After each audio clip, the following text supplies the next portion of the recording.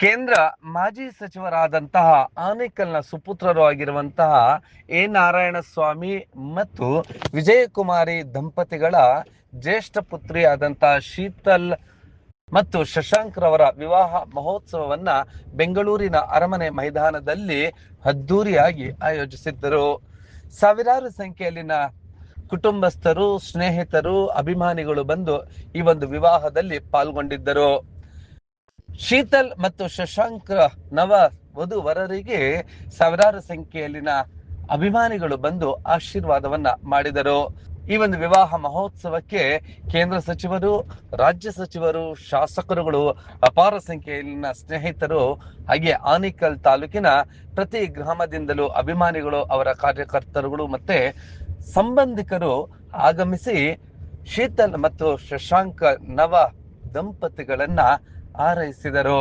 ಈ ಒಂದು ಸಂದರ್ಭದಲ್ಲಿ ಎ ನಾರಾಯಣಸ್ವಾಮಿ ಮತ್ತು ವಿಜಯಕುಮಾರಿ ದಂಪತಿಗಳು ತಮ್ಮ ಜ್ಯೇಷ್ಠ ಪುತ್ರಿಯಾದ ಶೀತಲ್ ರವರ ಮಾಂಗಲ್ಯ ಧಾರಣೆಯಲ್ಲಿ ಪಾಲ್ಗೊಂಡಿದ್ದರು. ಹಾಗೆ ಮಾಂಗಲ್ಯ ಧಾರಣೆಯನ್ನ ಮಾಡಿಸಿ ಆಶೀರ್ವಾದವನ್ನ ಮಾಡಿದರು.